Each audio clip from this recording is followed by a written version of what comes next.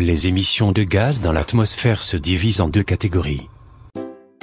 D'un côté les gaz polluants, qui impactent notre santé et notre environnement.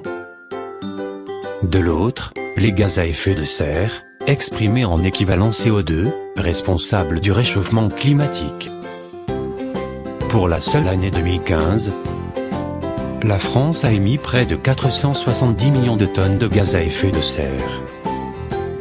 Le secteur du transport représente 29% de ces émissions, dont l'immense majorité est due au transport routier. 3 groupes de véhicules sont principalement responsables de ces émissions.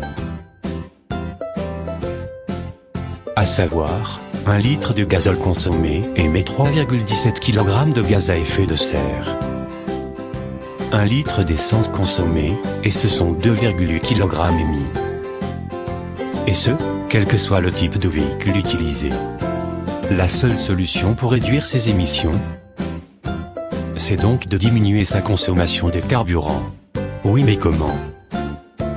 Le transport routier de marchandises et de voyageurs peut agir, à son échelle, en s'engageant dans la charte Objectif CO2. Une prise de recul sur son activité est nécessaire. Après avoir fait un état des lieux de ses émissions, l'entreprise réfléchit à un moyen de réduire sa consommation de carburant. Des chargés de mission sont là pour conseiller et accompagner, gratuitement, ces entreprises. Ils n'ont pas la solution miracle, mais sont là pour déterminer avec le transporteur, les actions les plus pertinentes, qui auront pour finalité, la diminution des énergies consommées par l'entreprise. Le transporteur va définir un plan d'action sur 4 axes. Le premier axe concerne l'amélioration de la partie technique des véhicules. L'axe carburant traite des données collectées ainsi que du choix des carburants utilisés. L'éco-conduite rentre dans l'axe conducteur.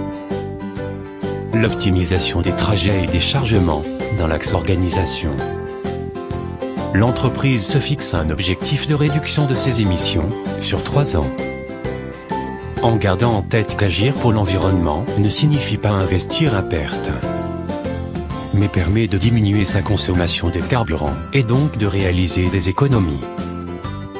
L'entreprise suit l'évolution et l'impact de ses efforts, en renseignant chaque année ses données sur un outil web, permettant ainsi d'observer les efforts de tout un secteur d'activité, et de valoriser cette profession, qui agit au quotidien.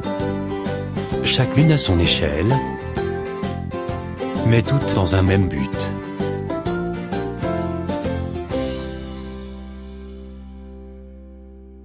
Créé en 2016, le label Objectif CO2, complémentaire de la charte, vient valoriser les entreprises les plus vertueuses, en comparant leur performance environnementale avec le référentiel européen, HBEFA.